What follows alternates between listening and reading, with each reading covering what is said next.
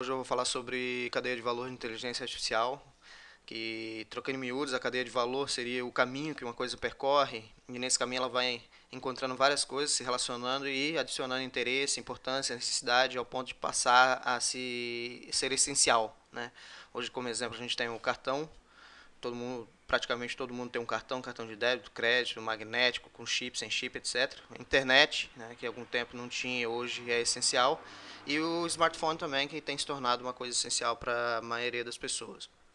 Bom, e hoje eu vou falar sobre o caminho que a inteligência artificial percorre e o valor que ela vai adicionando nesse caminho. Então, eu começo com matéria-prima, a gente tem dados brutos globais, que são uma quantidade de dados enorme, qualquer tipo de transação hoje gera dados, e nesses dados a gente separa, tem uma parte que a gente chama de sinal, que é aquilo que a gente utiliza para transformar isso em informação para tomar uma decisão ou melhorar a experiência do consumidor, etc. Isso a gente chama de sinal, e o restante é perdido, né? A gente não utiliza, que são os ruídos. Hoje os dados brutos têm uma quantidade muito grande de ruído.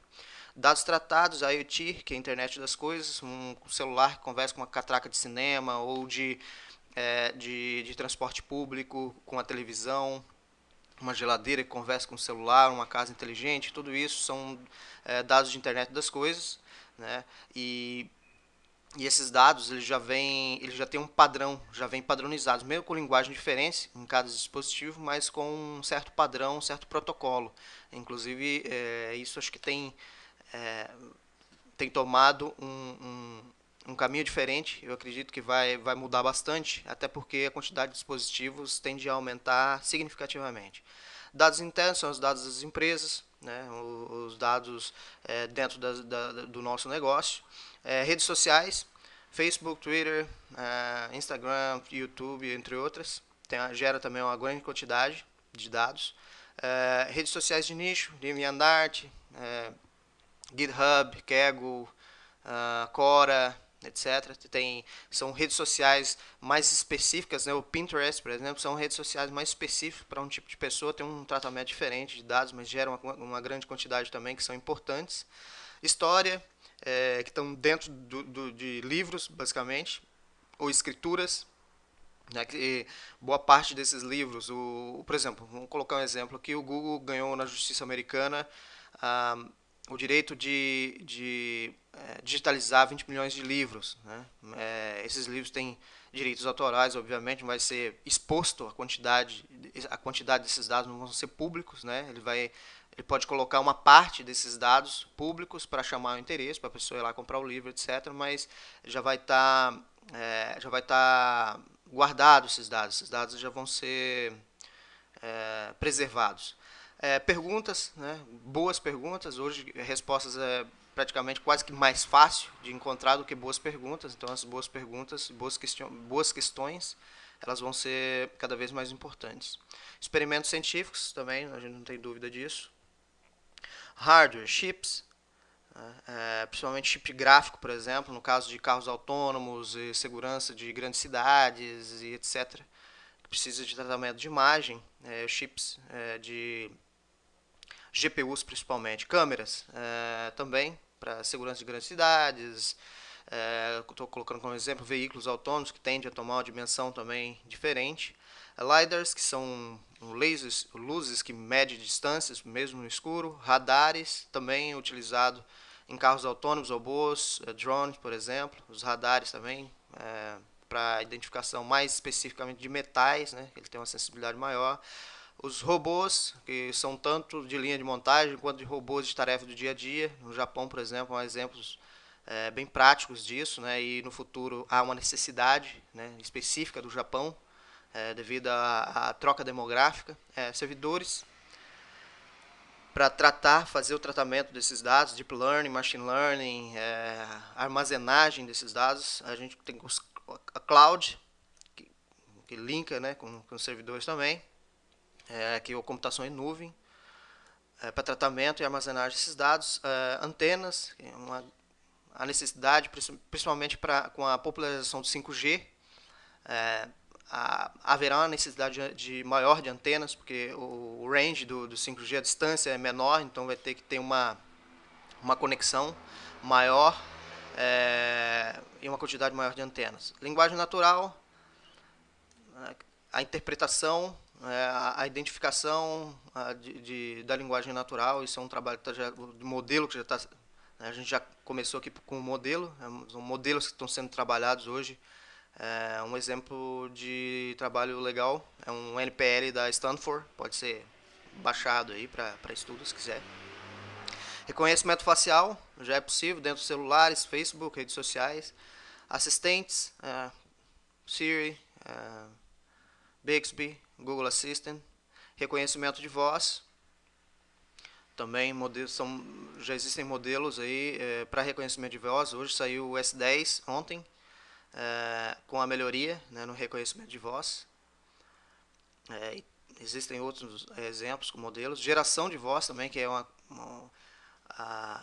é importante. Então, reconhecimento quanto a geração, tratamento de linguagem natural, isso tudo trabalha quase que junto. Diagnósticos de predição, diagnóstico e predição, né?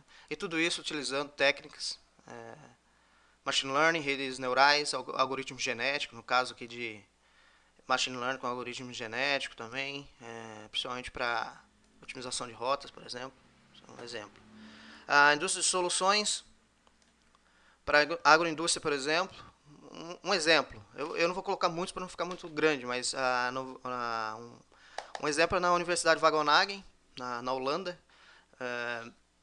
Eles fazem um drone que faz o rastreamento, a leitura da propriedade, identificando ali através do reconhecimento de plantas pequenas, plantas grandes, plantas dentro do padrão, retorna a propriedade, já tem uma acuracidade maior na coleta de dados, e sem falar a velocidade também. Então, o fluxo de informação, né, e para tomada de decisão é muito maior. Identificação do problema e, consequentemente, tratamento, sem falar o preço. Finanças, cara, tem vários exemplos já, não vou colocar todos aqui, mas um deles, tá? Vamos colocar aqui não sei se vocês já viram a BIA, por exemplo, do Bradesco, né?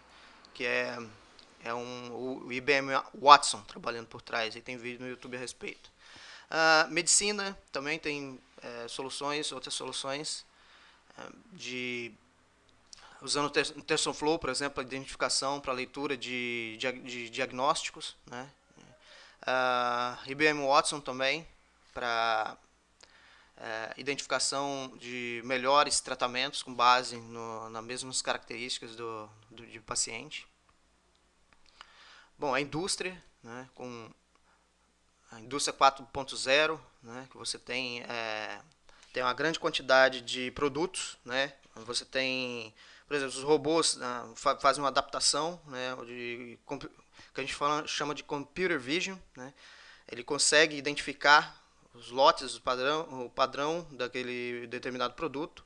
Há uma variabilidade de produto, ou seja, uma quantidade muito grande de produtos diferentes, mas sem variabilidade no processo, né? Uma uniformidade dos produtos que nada mais é do que a qualidade, né? Outra coisa, racionamento, telemetria, geração de energia, distribuição eficiente, etc. dentro da indústria. São soluções, né? Serviços, as mesmas coisas. Hoje, a economia americana, ela basicamente 80% de serviços, né? Brasileira, por volta de 70% a 72% de serviços. Então, aqui também é outro de soluções. No varejo, também a gente tem uma série de soluções. E comunicação também. Sistemas integrados. A integração de sistemas como ERP, MRP, CRM, né? O uso da inteligência artificial. O ERP, por exemplo, vou colocar um exemplo, é a melhoria do warehouse, né? E forecast, por exemplo. Vou colocar um exemplo, a Walmart, né? Ele utiliza drones, por exemplo, para fazer a varredura dentro das armazenagens para descobrir produto perdido, né? É mais fácil fazer a identificação. A informação que eu tenho é que reduziu o estoque de um mês para 24 horas. Eu acredito que seja tão exagero, mas é um caso a ser analisado, né? De ganho de produtividade significativo, né? CRM, a gente tem, por exemplo, um exemplo, São gravações de, por exemplo, uma reunião com o Chorus, né? Você faz uma reunião com o cliente, especificação, transação. Porque uma das coisas hoje do CRM, ele oferece boas saídas, né? De informação. Mas um dos gargalos hoje é a entrada de dados. Você tem que ficar digitando dados a respeito daquilo que você está fazendo, e isso é uma coisa chata, né, do cotidiano. Então, se você tem um tratamento de linguagem natural, por exemplo, faz essas entradas, a saída ela vai sair muito melhor, né? Então, o fluxo de informação melhora. Mesmo no RH, a gente tem match, por exemplo, treinamento de inteligência artificial para fazer reconhecimentos. Outra coisa interessante é a busca e a contratação com base na habilidade, não no diploma. Né? Você tem um diploma de determinada coisa, hoje é bastante comum, né? Você se formou em determinada coisa, mas você faz especialista em outra. Isso não é muito comum, né? E a inteligência artificial pode trabalhar nisso dentro do RH. A marketing e vendas, a gente tem outros vários exemplos, né, de utilização, principalmente no segmentação de clientes, né. BI, análise de dados, né, naquela época de ter de D mais um, né, você tinha um atraso nas informações, hoje já os gerenciadores de banco de dados já trabalham junto para fazer a informação fluir com maior velocidade e, consequentemente, informações com mais velocidade de forma mais fácil. Né? Alguns sistemas de BI hoje já permitem que você faça perguntas. Né? Você pergunta para o sistema, ele vai lá e responde para você. Segurança, também, dentro mesmo de indústrias de soluções e as indústrias, né? Reconhecimento de íris, face recognition, reconhecimento de face, né? A Apple, por exemplo, Facebook, reconhecimento de voz. Outra coisa aqui que a gente bastante comum, acho que todo mundo já passou por isso, aquele teste, a gente chama de teste de Turing, ou CAPTCHA, mas para quem não entende muito de TI, é aquele botãozinho eu não sou robô. Quando você lembra que antigamente você tinha que digitar aquelas letras com, cara, eu particularmente nunca acertava direito aquilo lá. Umas letras estranhas, né? E depois mudou para o CAPTCHA, depois o reCAPTCHA e hoje o Google já disponibiliza o Invisible CAPTCHA. Então você não, você entra no site, você nem percebe que ela está ali, mas existe o CAPTCHA ali identificando se você é um robô ou não. Né? E ferramentas também, sistemas integrados. Né? O uso de ferramentas em marketing BI, um exemplo, eu acho que tem bastante na internet, é o uso de voz também, o Einstein, da Salesforce. Empresas, agroindústria, né, como eu disse anteriormente aqui na indústria de soluções, na identificação, o fluxo de informação, a quantidade de informação, a disponibilidade de coisas, por exemplo, hoje tem até balão, aluguel de balão para você conectar à internet, fazer coleta de dados se você quiser, né, dentro da sua propriedade, aumentando a produtividade, mas eu acredito que aqui uma das oportunidades é a diminuição de perdas. Né?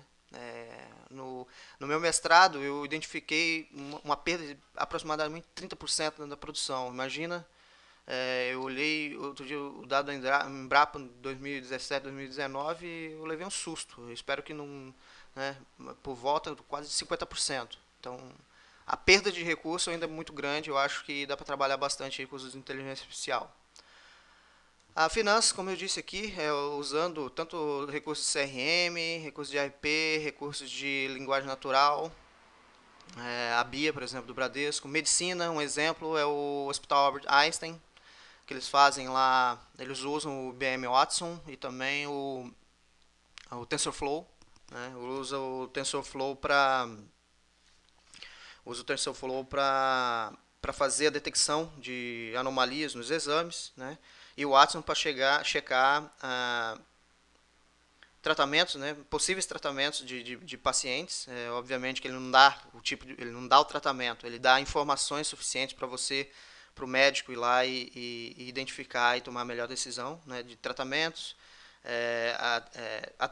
atributos idênticos em outros pacientes e também a efetividade daquele tratamento e até efeitos colaterais. A indústria, né, com a utilização desses modelos criados aqui na indústria de soluções.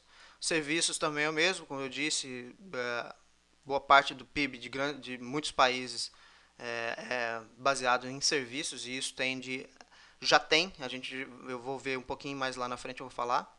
Comunicação, a mesma coisa. País. Aí vem aumento de produtividade, a gente tem aqui índice, por exemplo, no Brasil, eu não consegui encontrar um índice que mede o crescimento ou a produtividade.